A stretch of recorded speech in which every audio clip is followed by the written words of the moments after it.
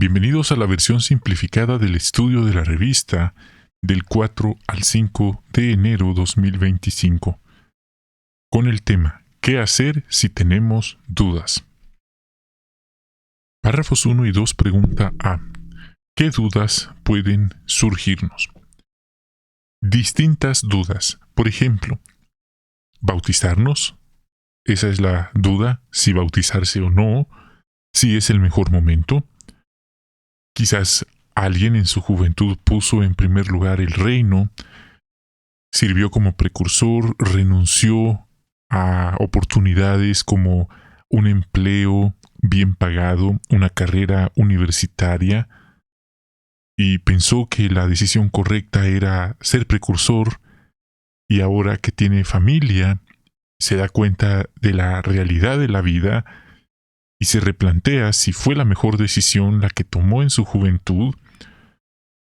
Una hermana mayor tiene una salud muy delicada y se pregunta, ¿será que Dios se fija en ella? ¿Será que ha valido la pena los sacrificios que hizo por la organización o por él?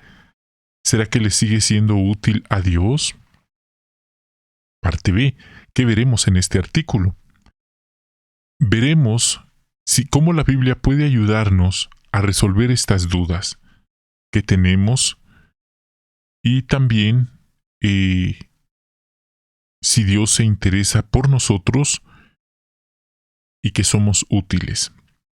Párrafo 3. Tenemos la pregunta, ¿qué nos ayudará a resolver nuestras dudas? Respuesta, las Sagradas Escrituras. Encontramos en ellas principios que pueden guiarnos. Párrafo 4. ¿Cómo podemos comprobar todas las cosas como nos aconseja 1 Tesalonicenses 5:21? En primer lugar, no vamos a encontrar respuesta a cada duda, a cada pregunta en las Sagradas Escrituras, pero sí encontraremos principios.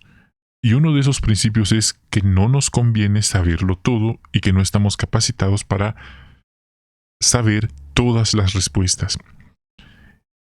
Por otro lado, podemos comparar lo que pensamos con lo que dice la Biblia. Y lo mejor es comprobar las cosas en la Biblia para tener el punto de vista del Creador. 5. ¿Cómo podemos escuchar las respuestas que nos da Jehová? Tenemos que buscar textos bíblicos que hablen sobre lo que nos preocupa, usar las herramientas de estudio que da la organización, pero nuevamente quiero ser muy claro en esto.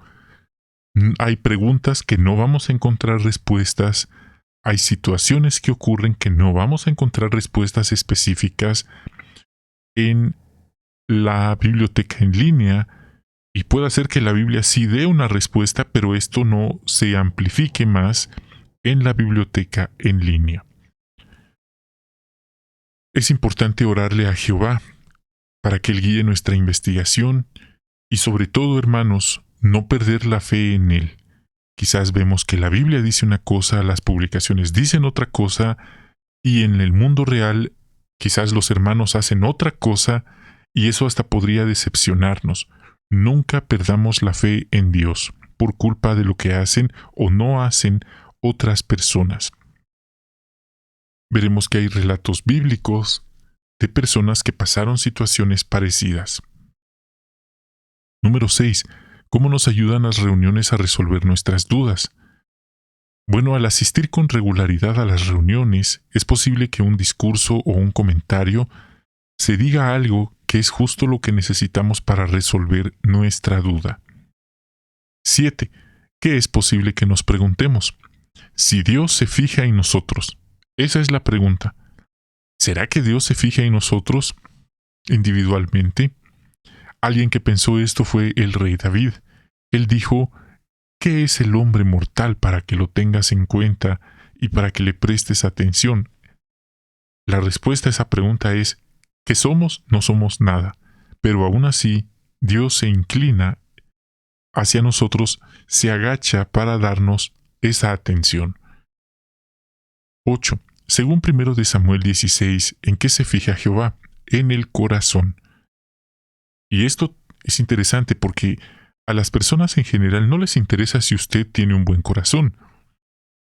Quizá pueda pensar que al mundo o entre las personas en general es mejor si usted no tiene un buen corazón, pero Jehová es todo lo contrario. Él sí se fija en lo que hay en su corazón. Jehová se fija en esas personas que son menospreciadas, que parecen poco importantes. Tenemos el ejemplo, el rey David. Él no era conocido por nadie, no era importante para nadie, ni siquiera para sus propios padres, ni su propia familia. No lo querían, lo rechazaron. Y vaya sorpresa, cuando se dieron cuenta los planes maravillosos que el Creador, el Altísimo, el Dios verdadero, tenía para aquel joven que era un donadie para los demás, que nada más era un joven pastor de ovejas. Vamos ahora al 9. ¿Por qué puede estar seguro de que Jehová se interesa en usted? Número 1. Él dio el rescate para nosotros, no solo para un grupito de hermanos exclusivamente, gracias a Jehová no es así, aunque algunos han querido entenderlo así, pero la Biblia es clara. Tanto amó Dios al mundo que dio a su Hijo Jesucristo como rescate, para que todo, no solo los ungidos, todos, otras ovejas, esperanza celestial y esperanza terrenal, todos puedan salvarse y no ser destruidos. Esa es una de las mayores pruebas de que Él se interesa por nosotros, sin merecerlo, no lo merecíamos. Él también nos da consejos, y cuando vemos cómo estos consejos producen buenos resultados, nos damos cuenta que Él no solo se interesa en nosotros, sino que Él nos ama. ¡Qué grande es nuestro Dios! Número 10. Al mirar para atrás, ¿qué es posible que nos preguntemos? Si las decisiones que tomamos fueron las correctas. Y aquí hay muchas emociones encontradas para muchos hermanos, pues durante algún tiempo la organización ha venido enseñando que el fin ya viene, que el fin está a la vuelta de la esquina, que estamos a las puertas del fin. Motivados por esos comentarios, algunos hermanos tomaron la decisión de vender sus casas, dejar sus empleos, y al final no pasó lo que esperaban, lo que se les enseñó que iba a pasar, pero eso no significa que no vaya a pasar. Pero algunos hermanos se preguntan, ¿será que tomamos la decisión correcta? Ahora dice, quizás se han dado cuenta de las consecuencias de esas decisiones y se preguntan si valió la pena los sacrificios que hicieron o si les hubiera ido mejor si hubieran hecho otra cosa. Y siempre hay un precio que pagar por cada decisión.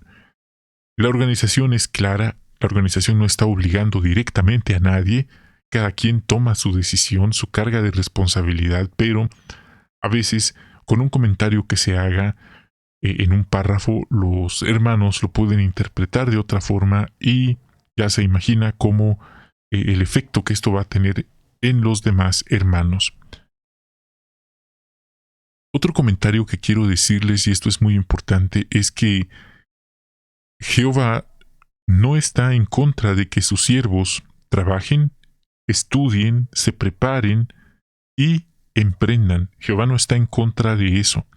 De hecho, Él es muy claro. El pueblo, las ovejitas, se pierden por falta de conocimiento. El que no trabaja, que tampoco coma, dice la Biblia. Así es que algunos tienen esa idea de que no hay que trabajar, que no hay que estudiar, que no hay que prepararse, que solamente hay que ser precursores. Pero sabemos que ni los precursores viven del aire, ni de la nada. Deben trabajar, deben aprender a hacer algo con sus vidas. Así que, hermanos, es un buen punto que hay que tomar en cuenta. ¿Por qué? Porque algún día los jóvenes tendrán una familia y de qué van a alimentar a esa familia. Y algunos han pasado penurias severas por ignorar estos principios o estos consejos. Otros creen que en la organización les van a dar alguna indemnización, algún salario o mensualidad por su privilegio que desempeñan. No es así. La gran mayoría de privilegios, entre comillas, los mismos hermanos tienen que costearse sus propios gastos, son las políticas de la organización, hasta el momento es así como ellos manejan los asuntos. Entonces, si alguien espera que la organización le costee su vida, esa persona está completamente equivocada, eso no va a pasar. Así que es bueno tener los pies sobre la tierra. Algunos de estos comentarios no les gustan, pero es una realidad tal cual es. Si desea verificarlo, puede platicar con sus ancianos o con su superintendente de circuito y se dará cuenta que esto es así, solo que muchos, por la emoción, no leen esa letra pequeña en la solicitud que firman. 11. ¿Por qué se sentía angustiado el escritor del Salmo 73? Porque él miraba que los que no le servían a Dios les iba bien en todo sentido. Y él pensaba que entonces él estaba mal por servirle a Dios, porque él no estaba tan bien en ese sentido. 12. Según el Salmo 73, ¿qué ayudó al salmista?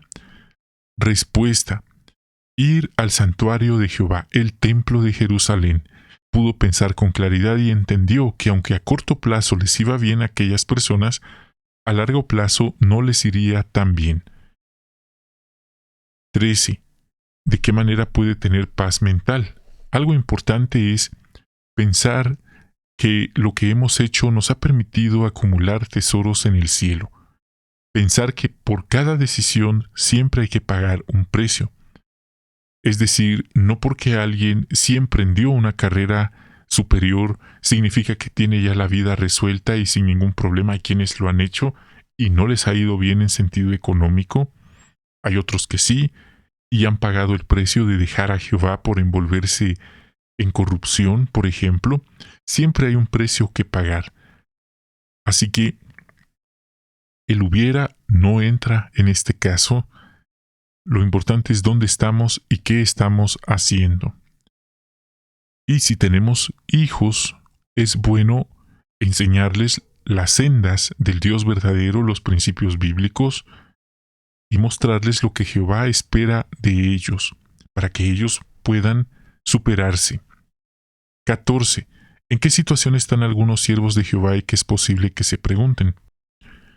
Algunos hermanos están con serios problemas de salud, edad avanzada o discapacidad, y se preguntan, ¿será que les soy útil a Jehová? Algunos dicen, bueno, en la organización está claro que no voy a ser útil porque no puedo llenar una solicitud y aspirar a un determinado privilegio. Pero ¿qué hay de Jehová? ¿Pensará él así también? ¿Nos pone ciertos estándares o requisitos de edad y de condición de salud física? 15. ¿De qué estaba convencido el escritor del Salmo 71? Que si le servía a Dios, él lo guiaría y lo apoyaría. 16. ¿Por qué decimos que los hermanos mayores son útiles para Jehová? Los hermanos mayores son un tesoro en la congregación. Pueden ayudar mucho con su sola presencia, con sus oraciones, compartiendo experiencias y animando a los demás. 17. ¿Por qué debemos esforzarnos por no compararnos con los demás? Porque Jehová y Jesús no nos comparan con nadie, y de hecho nos piden que no lo hagamos nosotros también. Jehová valora cualquier cosa que usted hace, según sus circunstancias personales, aunque para los demás no sea importante o no valga nada. 18. ¿Qué puede ayudarlo a resolver sus dudas? Como hemos visto, tener una perspectiva realista de la vida cristiana, de la vida en este sistema, ¿qué es lo que la Biblia nos enseña a tener? Para tener la aprobación de Jehová, no necesitamos complacer a las demás personas, no necesitamos llenarnos de privilegios, necesitamos adorar al Padre en espíritu y en verdad.